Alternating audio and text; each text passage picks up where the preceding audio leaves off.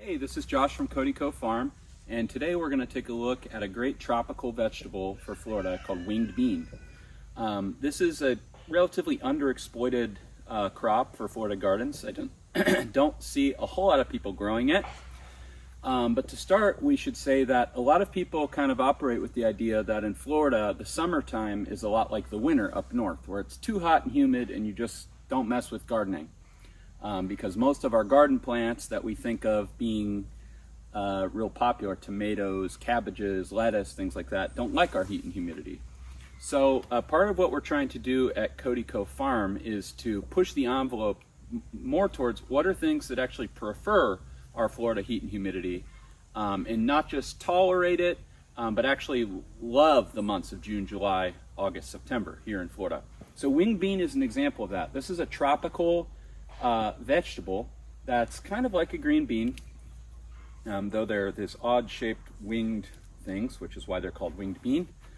And this is a plant that loves this weather. So we planted this sometime in June, maybe late June. I don't remember right now, but it's now September 17th, 2025. And you can see that this plant has gone through the worst of the heat and humidity of July, August, and now September, and it's in full production now. So we like to pick these when they're on the younger side like this. Some of the beans you might see in the front of the shot are a little past picking and they become fibrous just like green beans do. We're leaving those because we are growing these for a seed crop.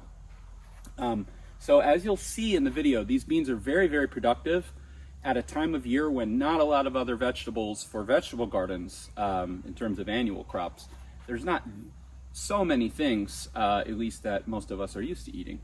So this is a great option for your summer garden. Now, many kinds of winged bean are what's called day sensitive.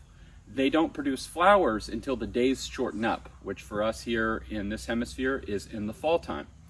So these will grow and grow and grow, and they won't produce until, say, October or something like that. When the days get short, that will induce a heavy bloom, and then they'll begin to make beans.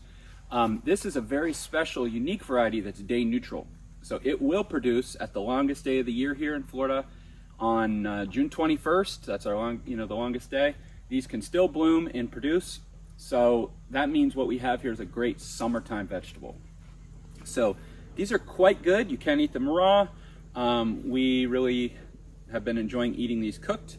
To me, they taste very much like asparagus. And yesterday I fed this to somebody, and without me putting that in his head, he said, tastes like asparagus. So that's what I think. Now you can eat these at many stages. You can eat the shelled out fresh beans, you can eat the pods, you can eat the dry beans, you can eat the flowers, and then also what I wanted to mention in this video is the greens. In some parts of the world, this is a pretty important leafy green, and recently we tested it out. And I gotta say, this is a really nice leafy green. In fact, this would be worth growing completely aside from the beans. The greens are really tender and mild, and they taste a lot like spinach. So what we harvest is when they're still kind of lime green like this, and they haven't matured and turned over to this darker, deep green color yet. You can take whole kind of shoots, but I go through and just kind of take these.